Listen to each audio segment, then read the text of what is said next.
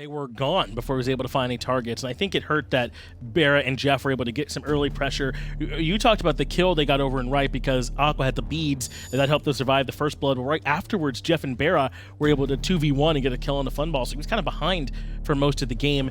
So some adjustments certainly need to be made by SK here going into the picks and bans for game number 2. And just like that, their back's already up against the wall. Remember, the winner of this is the one who goes on to play Rival or CLG, and then the loser drops down to play Trifecta, who've had some struggles. Also, I'm not sold on Halfdevil with Athena. I think that SK should try and prioritize a different support pick there because I think Halfdevil fell way too far behind way too early on. He was just consistently getting poked out. He probably should have died at least 4 times before his first actual death. He would just escape at this 10% health threshold, but all of those forced backs were just letting Jeff get further and further ahead, and there was a point where I believe there was even a 3-level disparity between the two supports. He was always being aggressive, even when he did not really need to, not really paying the respect that you're going up against the Sylvanus. As soon as you go in, all he's got to do is Wrath of Terror you, and every bit of momentum that you had with that dash is stopped right there. You can already see Freya and Odin banned away. No surprise, both those gods banned away first last time too. Spacestation Gaming looked very strong in game number 1, able to take that one down very cleanly. But can they do it here again? Odin banned first off, Freya the first ban here for SK. That means like Mercury, Faeles still out there for now. Erlang, Shen, Athena as well. Still some very strong picks available. And with SK in that first pick spot, they kind of have the luxury of trying to leave something open so they can make sure they get the most priority pick. I'm waiting for Space Station to probably ban away the Mercury, just because Faeles has had some pretty solid performances on Mercury throughout the online portion of the fall split. I like this Terra adjustment, though, from SK. Aquarius had a lot of influence and control over some of those team fighting engagements, or at least he was able to keep SK local to the area so that by the time SSG did come back to join the fight, they were able to just easily smother and collapse on an already weakened team. And we talked about how we wanted to see Aquarius on a more aggressive god besides the Terra, but I think by him playing that more defensive style and picking up that Purification Beads is ultimately what kind of won that earlier game for him in the lane, and it really helped his team move further on. Well, Space Station are going to ban the Ride, and I think this is the right call. They want to make sure as much priority is left over. Mercury does kind of scream out at this point, give that over to Andy and potentially let him get off to an early start. But SK grab for themselves the Erlang Shen. I mean, and this pick has been so heavily prioritized here at this event, man. He can stick to targets. The knock-up is so strong. The ranged root from the pen. He has the heal and the taunt. I mean, Erlang does so much for you. But I think Space Station would much rather have the Mercury in their favor. And SK, I agree. It's still a little bit flexible as well because there's no telling if this is going to be a guaranteed Erlang for Faeles in the jungle. This could possibly be for Halfdevil in support. But I just think that the farm and, again, the safety of this Mercury can already pose some serious threats to SK. Jing again going over to BaRRaCCuDDa. Played so well on it last time. Played very aggressive on it compared to what we normally see a lot of Jingweis who are being a little bit more passive. They take too much poke, they can go back. Utilizing that airstrike very well, especially that fight over there by the purple buff on the left side of the map. Able to use that airstrike, get right back over the wall into safety. And Artio for SK is going to give them a little bit more of a fighting chance in either of the lanes, but the Athena locked in again.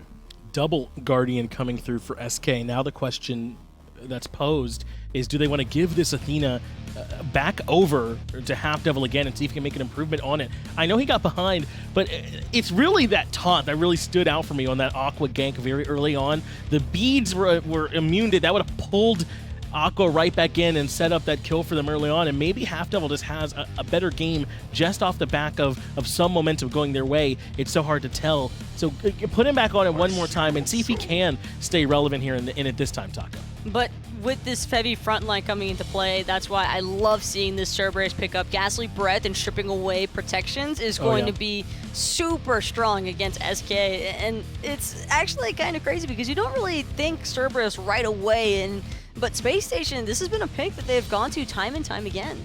Especially not only the Ghastly Breath, but we've been seeing almost non-stop Voidstone pickups on these solo lane Guardians if it does go this way. Even if Jeff goes it, I imagine he'll probably pick up a Voidstone of his own at some point. Couple that with Ghastly Breath, and you're doing essentially true damage as a mid lane mage early on in the game. It really can feel good to have that extra help to try and shred through some of these targets. as Cupid gets banned away by Space Station. But I kind of do want to see Aquarius on this god. You know, I mean, we were just saying we kind of want to see him on something slightly more aggressive. This does let him check both boxes in a way. Well, Space Station also know it's going to be between Artio and Athena, essentially, for the solo lane, and either of them, I think Cerberus has a very sound matchup into that. Aquarius is going to be able to play both aggressive, but also have some form of self-peel for himself, just in case Faeles decides to pay him a couple more early visits, like in Game 1. Discordia not too far off of the mark here for a good ban against Venenu, who had a very strong season with this goddess, taking that off the way, and a lot of control that goes in, a massive amount of follow-up after a Cerberus or even a Mercury as well, so I like the ban here. Yeah, and Strife has won games. I mean, didn't Dignitas kind of lose that first game at Springland, walking into the Strife through the big portal? So Discordia certainly can have an impact. I like the idea of SK not wanting to let this one through. And the Giannis ban. Venenu has earned this one after that performance last game. And I think SK are correct. Those portals in particular, I mean, we saw the damage late game. That was there too. But the portals were the real problem. Why take your chances? Venenu just displayed that he's clearly hot on this Giannis right now. So many through space and times were right on the mark. And it's just not worth the risk here for SK. If they want to keep SSG local to the team fight, then they have to prevent them from having so much mobility. I wouldn't be upset to see a Morgan pick up here by Venenu. He has a pretty good composition going up against it, having a double Mercury, having an Erlang Shen for your side, or even early on having a double Cerberus wouldn't be too bad of an idea. And J-Mac, I'm glad you brought up the Morgan, and I'm going to ask you since you did. I mean, well, why do you think we haven't seen as much? Do you think people are just maybe trying to hold it till a little bit later on? I mean, it's a very strong pick right now. I think it's teams just trying to hold on, not reveal all their tricks, but everybody knows that Venenu has a Morgan. We've seen it countless times. So many opportunities that we've gotten to see Venenu's Morgan, and he's one of the better North American Morgan players that I've seen. I'm right there with you on that, J-Mac. I think that Morgan could bode very well for the rest of this Space Station composition, because there's also ideal gods to transform into from SK still even. You've got the Erlang, even the Athena, I think, having additional taunt set up for Andinster possibly on that Mercury. But I do like seeing Jeff run it back on the Sylvanus. I think he had a lot of excellent roots, pulls, and timing on his ultimates that made a huge difference in a lot of those engagements last match. And we saw in Game 1, he picked up that Stone of Binding earlier. We were talking about it. It's not just like the Wrath of Terra and the root as well, but even the passive to potentially try and help get max value out of that as well. So if Jeff plays it even close to how he played it last time, this is trouble for SK. But just really quickly, Taco, what is all this Izanami bans? Why is this happening all this time? Cyclone Spin has changed the game, apparently. Yeah. That's all it comes down to, man. I mean, Cyclone's already debuted how incredibly strong Izanami can be. And the silence. I think that's one of the big things that people tend to forget about when it comes to Izanami. She's not just there to get pressure in the laning phase. She has a great team fighting asset with that silence that can really change the outcome of how a fight might be going here. I do think that if there is a chance for BaRRa to play on... No, not on her. There's no chance. There's Jingwei already. Sure. I think that the Morgan is something that Venenu might be wanting to still lean towards, but maybe looking for a counterburst against this Scylla could also be a good direction to go. Or we could just see the Chiron. Have a double hunter matchup. Well, look at that, Taco. You knew it was going to be double hunter. I don't know how you knew. You should have trusted the gut feeling on that one. Magic. That's what it was. But Chiron... Did he give you a script? Oh, that's right. I thought he was supposed to be being a little bit better with those. But I actually like this. Chiron, we often see it snap-picked into the Athena because the cleanse can be so strong when you recognize that the taunt's coming. This time, though, Space Station able to kind of slow play it a little bit and grab it towards the end, I think because they already had the Jingwei on the board. So this could potentially give them another good matchup into it. And you've got Jeff back on the Sylvanus. Another common strategy is to knock the Athena up as soon as she comes in. It's going to be tough for Halfdevil to find good value here. I think if Venenu plays it back like how he did with Giannis in Game 1, then he'll be able to get off some very effective cleanses. I would imagine that SK are probably going to look to prioritize Jeff as their initial target early on. He's probably the most punishable one right now on the Sylvanus, not super mobile. Kind of big out there, but that's why I love Jeff buying the Bulwark third item last game, because it was such an early item rush. Very selfish, of course, but it paid off on numerous occasions because you're not expecting a Sylvanus at level 12 to have a fully finished Bulwark that you have to worry about an additional health shield when you're trying to collapse. And having that cleanse isn't only going to be good against the Athena, it's going to be great against the Scylla as well. Being able to cleanse those Sycoms, we know just how big one Sycom is all it takes. We always talk about the I'm a Monster. I'm a Monster changes games, but Sycom can do just the same thing, especially when it's maxed out and you hit 3 people with it. Having that cleanse is going to be big. It really can feel oppressive. Can SK get it done, though? Can they force a game 3? Our space station going to be able to close it out right here and try and be that hope for North America, who's had some struggles up until now? We'll find out in the game. Let's get it over to the casters for the action. Thanks a lot there, Finch. We're on the call. Spacestation Gaming moving into game number 2. Game number 1, business as usual, is probably the phrase I would use to best describe it. Tom Battinger and Ryan Bailey here on the call. Doug LeBlanc on the 1s and 2s. What's your feeling coming in here for game number 2? My feeling is that I like this SK comp better. They've got great setup for Lawbster in the mid lane. I mean, every single one of these characters has some sort of CC to let Lawbster do some more damage, but Lawbster needs to do the damage than he did not do in game number 1.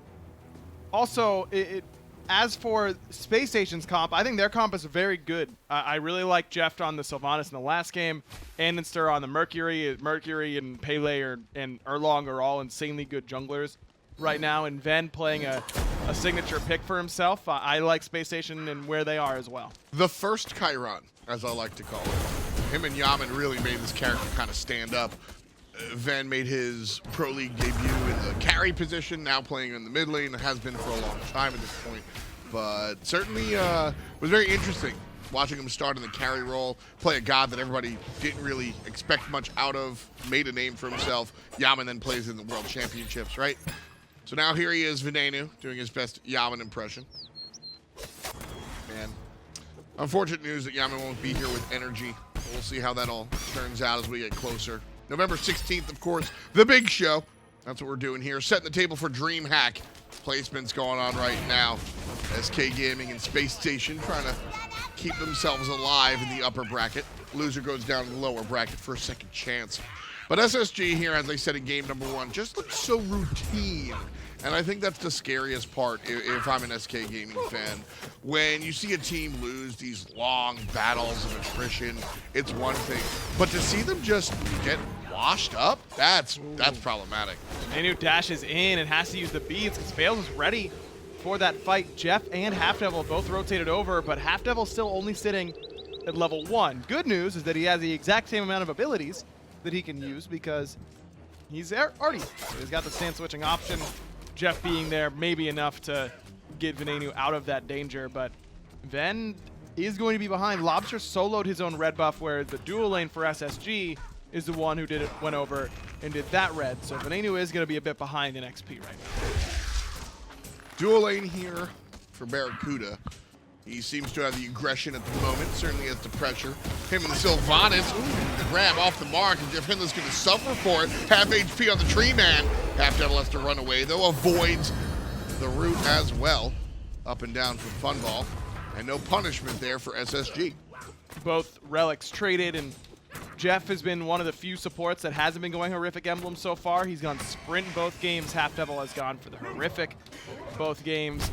And you'll see the support with Horrific be willing to trade it out every single time. It's a lower cooldown on that Horrific Emblem than the Sprint. It rewards being aggressive with your relic choice. Halfdevil going aggressive one more time. This time the snatch. A little bit better. Funball still lands the ricochet on top of BaRRaCCuDDa. That brings him down to about half HP. Healing up now because of the potions. Jeff has that Sylvanus heal though, so this will end up favoring SSG, especially with Andinster heading over here. No gank, knowing that both these players have some decent mobility, but instead just there to strip away purple. And I think that's a fine use of Andinster's time. Take a look at the right side of the map. There's nothing up for Andy to be taking at that moment. So instead he comes over and makes sure he gets at least a little bit of something. Look at this collapse. Andy from the left and Venenu from the right. Faeles finds himself surrounded by astronauts. Lawbster here with the ultimate. Nothing. Even misses the buff. Now JeffHindla control. That's going to be first blood going the way of SK Gaming. It's a nice way to turn things around despite losing the red buff. They do get the punish. JeffHindla trades himself out for the red. That's just the risk you run when you're using Sylvanus. He's so good in lane. He has the ability to help you stand and fight, as I was just mentioning, but ultimately he's really easy to punish in moments like that, and Jeff just lags a little bit too far behind. Only had boots 1. Not going to be able to match the mobility of the rest of its team, especially that of Mercury and Chiron, because those two, some of the highest base movement speeds in the entire game. So even though they don't have any boots, and Jeff had boots 1, he'll still be pretty slow. Mercury, fastest god in the game by 1 movement speed. One of my favorite fun facts of Smite. Theoretically, if new gods come in, he'll probably keep being bumped up. Let's take a second look at that first blood one more time. Respawn first blood coming your way. As I mentioned, this is a good idea by Spacestation, but Jeff just ends up lagging a little bit too far behind, and he turns to run just as soon as everybody else does, just that Funball's rotation is there to cut him off. Maybe if Jeff goes to the right of that pillar, puts that pillar in between himself and Funball, there's a better chance that he escapes, but seems unlikely to me. It's just that being a level 4 tree is a good way to get caught in the jungle early on. That's going to be enough to allow Funball to finish off his boots there. BaRRaCCuDDa still working on his gloves. The gloves rush versus the boots.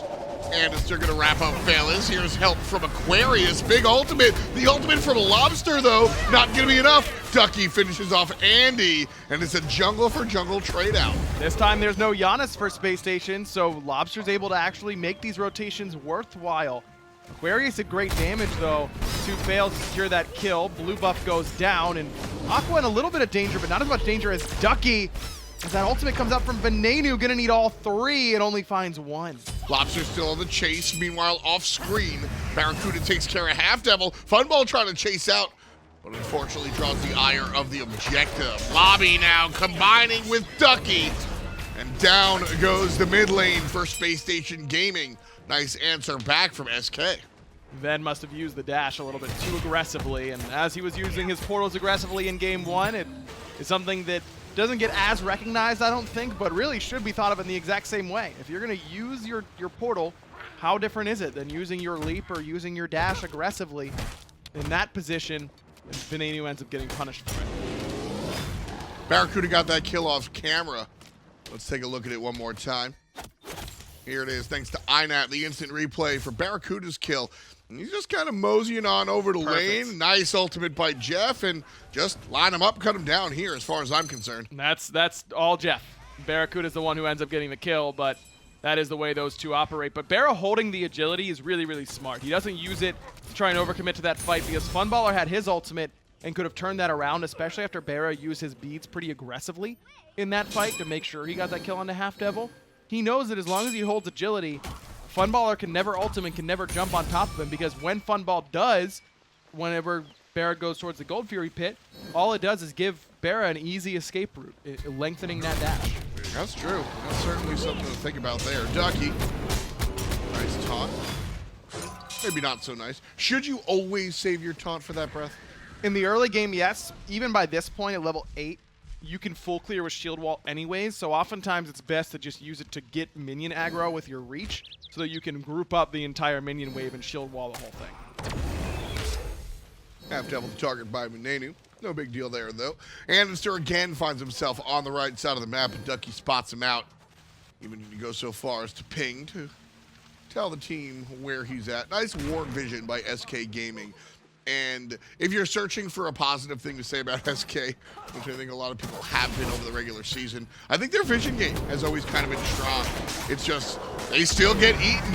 Big ultimate coming out from Andy, and it's going to cut down Faeles. Ducky could suffer the same fate as he's wrapped up, thrown against the wall, and surrounded. Wow. But Halfdevil makes the rotation. Halfdevil can kill Andinster here as well. He does. Might end up paying the price for it, but worthwhile, as Ven tries to save himself the last hit, but Aquarius denies it to him. Good rotation over from Halfdevil a little bit later than that of JeffHindla ultimately, or actually a little bit earlier, I should say, than that of JeffHindla, and as a result, is able to get that kill onto Andinster. But Andy putting a lot of pressure onto Faeles yet again. Faeles has had the 2 priority picks probably in the jungle. Mercury might be number 2 in my mind behind Pele, but game 1 he gets Pele, doesn't do a whole lot with it. Now he's got Erlang, Shen, an indisputable third, if not second. and still has ended up falling a bit behind. I have been extremely critical of Faeles over the course of the regular season. I've, in black and white, said that he's been the problem for the black and white. Now, with that said, I've spoken to a number of players that I respect, Tricks Tank being one of them, saying that Ducky and Faeles are some of the strongest mechanical players. And I mean no offense by laughing, but it just seems so ludicrous to me that that's the actuality of it. Faeles, I just haven't seen that ever. Faeles has his moments where he can really impress you, and he definitely knows how to play a lead very well. He's just still has a lot of trouble playing from behind a lot of the time. And this is going to sound pretty cruel, but at some point when you play behind for an entire year, you think that that's the way that you can understand how to play, but Faeles has continued to struggle. And it's not just him, it's all of SK that Very struggle true. With that Very true. all year long. The reason I kind of spotlight on Faeles is because the traditional approach is that junglers are a very important part of the game. And when the jungle is not working, it's kind of tough to find the wins elsewhere. BaRRa looking for the solo play on Funballer. This is awfully aggressive. Solo invading the back Harpies. He'll lose half his HP and lose his life here, and he just tells him that's a bad idea. Well then, come on. Let's get this over. So Halfdevil was lurking on the left side, Venenu with the taunt. thinking about ganking BaRRa. Yes. And then he realized, oh, BaRRa's playing Jing, so that's not an option. May as well get something for my time. It's when you're, you go out for food and the place you want to eat is closed, and you're like, well, I'm already out. Wow. I may as well eat somewhere. What a beautiful play. What a beautiful play by BaRRaCCuDDa. It just lines him up, gets the knockup. It gives Funball the opportunity to fall into a coffin. JeffHindla picks that one up as well. Left side tower going to be aggressed on by 11 minutes. The tier 1 tower is going to fall down. Another grouping from SSG, and Halfdevil needs go? to be careful here. Again, displaced by that giddy up from Venenu. I'm a Monster hits, but doesn't do enough on the JeffHindla. And Lawbster actually needs to be careful that he doesn't just get dove. Gets hit by 2 shots and brings him down to half. Crush does a ton of damage. If Lawbster kills JeffHindla there, he's able to take another person down to half HP with the reset. It's a much different scenario. Lawbster right now, he is on the Scylla, which is a later game character. Only half stacking up that Book of Thoth. Yeah, you better move, Jeff. And Lawbster gonna head back to lane here. 11.5 in, 8 kills for Space Station, doubling SK's 4. That said, only 1,600 gold separate the two teams. The tone of the cast might be a little bit dismal, but honestly, SK are still very, very much in this one. I think a lot of it just has to come from Lawbster, and we absolutely need to see more from Faeles. Halfdevil is down 3 levels, and is 1-4. That is a real problem right now for SK. I feel like he's trying to do too much. And I get why he's trying to do too much, which is the bigger conversation. Halfdevil's kind of looking at his team and goes, I've got to help this out. And he tries to make the ganks, he's trying to make the invades, and he's getting punished for it. I respect that he's trying to lift it up. I respect the aggression, but now it's time to dial it back. You got to farm up. Like you said, he's level 7. He's level 7 at 12 minutes. Look at where he is right now, just so far ahead of everybody else. Ducky's going to help him out with that Defender of Olympus, and Andinster's low, but it's still plenty safe. JeffHindla waiting for Halfdevil, knock up into Venenu's ultimate, just like it's been every time. Lawbster again targets the tank, not enough damage. Funball cleans him up. The suns come down, and it claims 1 life. Venenu deals with Halfdevil, a 1-for-1 so far. Supports traded out. Space Station SK still banging helmets. Man, Aquarius comes in, and Daddy's home just immediately obliterates Lawbster. BaRRa is able to find Funballer, and Ducky's there way before Aquarius ever is.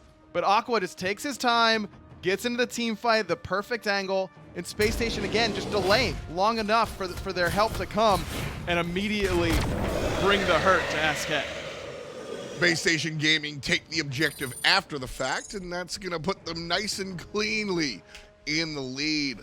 3,500 gold already. Space Station setting the pace, the tone, everything they want to do is going their way. SSG are certainly blasting out to orbit. And look, JeffHindla's the first to die in that engagement, but let's go over how much he did before he died, which was get 2 knockups, root, got a heal off, and brought Halfdevil down to about half HP with his ultimate, and all the cooldowns that he absorbed. That was Scylla ult, that was Athena ult, that was Hou-Yi ult. I think he may have gotten Erlang ulted as well. That's the entire team. They only have 4 ults to use, and they got Jeff, sure, but then Space Station get an easy fight because of it. I'd like to see Lawbster be a little bit more patient with his ultimates. I understand that Jeff is the target at the moment. You look to isolate Sylvanus, looking at his build. He goes into the binding, so you might have the opportunity. But the ultimate, he's not really getting the damage out of it. I'd like to see him look more for the backline. I mean, he will end up, but where is Lawbster getting the opportunity to hit a backline against this Space Station the way that they're playing? Venenu doesn't have to be in the same area code as JeffHindla in order to follow up off of Wrath of Terra, and that's what makes Chiron so good with a character like Sylvanus, is that Sylvanus can dangle himself out there like the bait, and Venenu's still able to follow up off of him. Andinster's coming into these fights super late. BaRRaCCuDDa's playing Jing Wei, so he doesn't get hit by anything ever.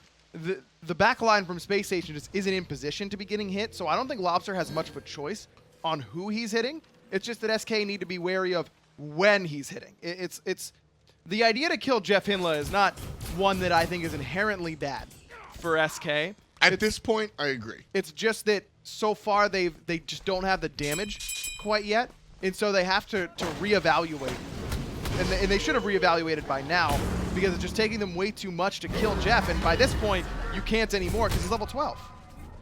Ducky getting harassed here. Nice avoidance. The anti-dash. Still in relative trouble. Dash is underneath his own tower, which is hanging on by a thread. JeffHindla could be in the same boat, knocked up, but he roots the onslaught from Faeles. Sylvanus just keeps the Arlong Shen at bay. Venenu chasing him down. Taunt's good. Jeff blinks in. Looks for Halfdevil. Knock up and the pull. 60%. Perfect. Here comes Andy out of nowhere. Venenu capitalizes off of the RKO. Doubleune for the Horseman. Bad luck 13, but everything good luck for Space Station Gaming. Tier 1 tower going to crumble as well. We are just 16 minutes in. Andinster, I mean, that is just perfect positioning on that bottom right side. Harpy, there's no ward coverage there for SK. They've got no idea that they were walking into incoming traffic from that area, and then Venenu's right there with the follow-up. Tier 2 tower going to be aggressed on as well. Halved already. And that's the word I'm going to be using the most during this broadcast, I think, Aggro. Already. They got the kills already. They have the 5,000 gold lead already. 16 and a half minutes in. I'm going to give you some rough math. The average game length at this tournament, 25 to 35 minutes, if not higher. And right now, Space Station are on pace for a 22-minute victory. It's ridiculous right now. It's not like it's getting any better for SK. I mean, yeah, they've got some good late game. They've got great setup for Lawbster. But they got to get there. They got to get there. And Space Station's late game is nothing to shake a stick at. They've got Mercury, one of the best late game characters ever. You've got 2 hunters. They have long range damage in Chiron and good survivability in Jing Wei. Aquarius is going to become unkillable. Aquarius built Spear the Magus because why not? It just doesn't matter to him. Yeah. And look, last game he goes Soul Reaver, this game he goes Spear. A lot of people harken back to when Soul Laners could build 1 or 2 damage items and be okay, and that's because they were getting all of the farm and just coming out of that lane super bloated, and no one could hit them because they were just too far ahead in XP. That isn't happening in this current meta unless you're up against SK apparently, and you're up 3 levels on their mid and jungle. You've still got a level over their hunter, and you've got 6 levels on their guardian. Yeah, build Spear. I mean, they can't kill you anyways. And I want to highlight this because me personally, we were on the cast yesterday, and we got very aggravated about building silly stuff because you think you're better than your opposition. Now, this is a very different scenario. This is something that you're allowed to get away with because you're so far ahead, and you're given the luxury, BaRRaCCuDDa getting hit by the bad end of the ricochet. You have the luxury of building aggressively, and you're playing your lead. That's what the lead does. This isn't a disrespect This is a move just knowing that you have this wiggle room, this leeway. So I really respect Aquarius doing this, trying to get the maximum out of it. I don't respect this from Halfdevil. What are you doing there, homie? You can't be there at all. And he punishes Halfdevil down for the count. Ducky now might be left as the only duck in the pond. JeffHindla gets himself a kill. He's done enough work to earn that one. And Aqua still full HP. And going back to what you were saying before, the difference between this and Blink Chiron is that if Aquarius or Space Station start falling behind, Aquarius can hover over his Spear of the Magus, and there's a big red sell button that he can hit. That's true. And then he can buy a better option. That isn't really an option when you go talk about relics. That's true. It's no longer... Oh, wow. It's been so long. Were you able to sell actives? No, right? Yeah. Wow. No. I can't believe... I can't believe I forgot that. No, you can buy relics at any time. But Yeah. couldn't sell them. You know, it's interesting looking at how far the game has come. If you're a newer fan, you're familiar with the level 1 relic, level 12 relic. Faeles very familiar with losing the Pyromancer, but they're on the good side. Spacestation Gaming getting punished there for being a little frivolous, and I'm glad they do.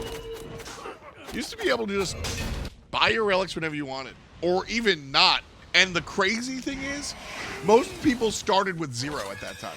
Yeah, I mean, it was 300 gold per tier, so Yep. dedicating 300 gold right off the bat was a lot. It was oftentimes that you'd back to base, buy boots 2 and tier 1 of whatever relic you needed. But the ability to hold your second relic until you actually needed one, or maybe not buy one until the very end game, Or buy maybe it earlier. Or buy it earlier.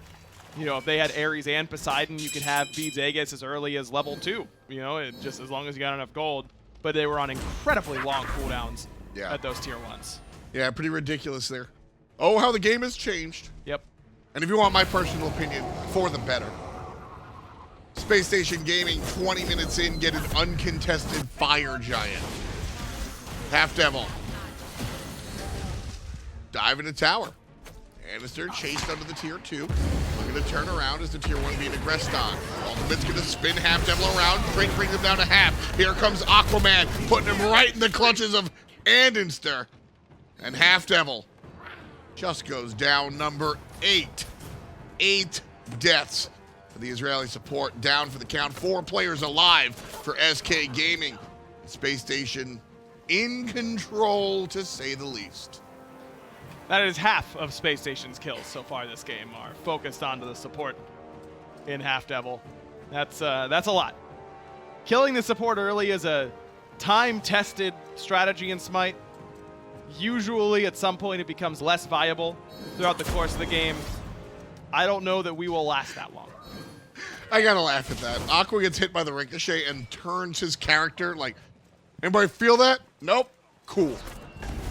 Left side, the target for Space Station Gaming. Even Crush, man, does nothing to him. He got one Sylvanus heal and he's basically overhealed. And that's the scary part, because Crush is supposed to do what its namesake tells you.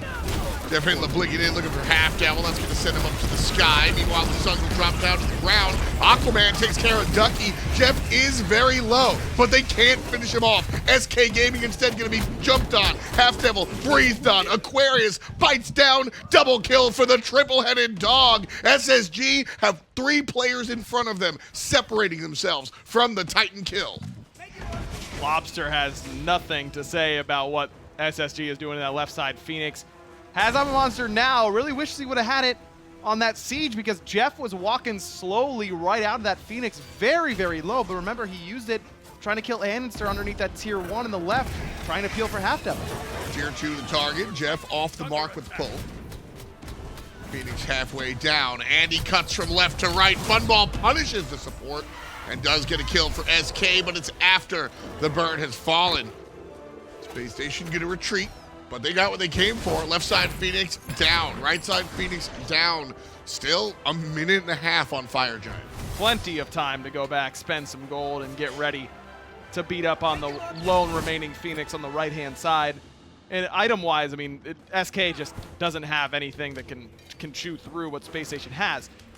Half the team is a lower level than JeffHindla still, and that's just not going to end up working out for you. Can you say that again for me? About half the team of SK is a lower level than JeffHindla, who plays the support role for Spacestation Gaming. Ouch.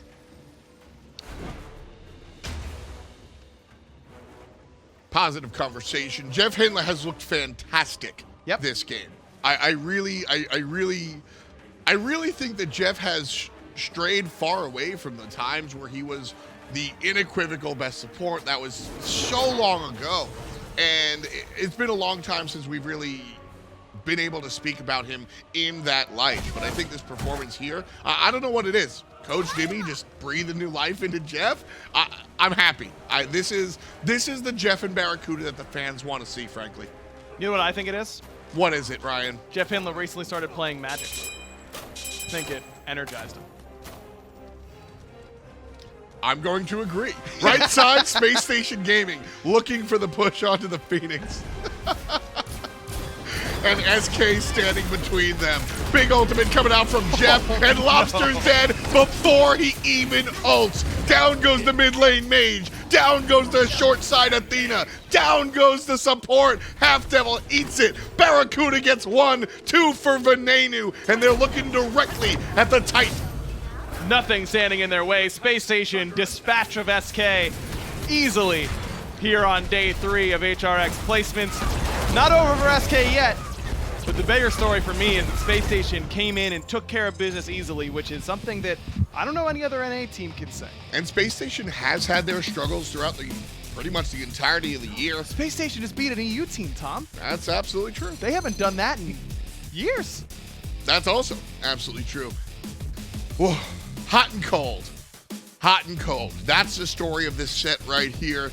You're looking at Space Station Gaming coming in and just putting on a clinic, and SK scratching their heads and looking forward to the bottom bracket. SK, I do think, still has some potential to at least improve during this placement stage, but overall, I think that they just had too rough of a year.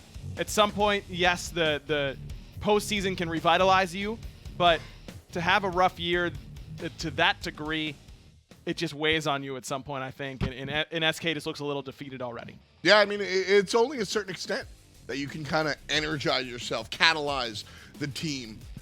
And SK kind of looking out of gas. JeffHindla, on the other hand, all about it. SSG take down SK Gaming. They're all smiles.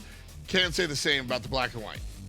SSG should be happy that this is a team that I think still has potential to win a world championship this year if they can get everything going on the same page, and they looked like they were all on the same page today. I think that this team has a lot of potential. It's just a matter of if they can realize it in time for November 16th. What's the problem for SK Gaming? Do we have a diagnosis? Do we know what's up? The desk is in the state, so they will be ready before I have enough time to dissect that entire thing. All right. All we know is that SK just kind of really struggling at the moment, and it's kind of an issue. So as we look forward down to the bottom bracket, they might have an easier time as far as opposition is concerned. Yes, I mean, theoretically, they'll have easier competition down there, but you already look at, I mean, I think the way Insignum is played, just based on the eye test alone, and I'm the king of saying that SPL players are far ahead of minor leaguers, the eye test tells me Insignum's a better team than SK right now. Woof. Scathing review from Aggro, but the gameplay does speak for itself. 2-0, nice and clean from SSG. Back to you guys on the desk. Thanks, Tom. Thanks, Aggro. Space Station looking strong in their set up against SK, and this was needed. If SK want to be not just a team that can make it, but a top team here, then I think this was a set they needed to come out and look very strong in, and then they certainly did. Taco, I mean, what stood out for you here from the Space Station team that looked good? Just a lot of punishing onto SK for the mistakes that they did make, because there were numerous occasions where Halfdevil would just be out in no man's land by himself, and every single time Space Station were there to pick up the pieces. They don't mind being able to kill an Artio who's in Space Station's back harpies when he's already like 2-3 levels behind everybody else. It was like 13 minutes in almost, and he was still at level 7.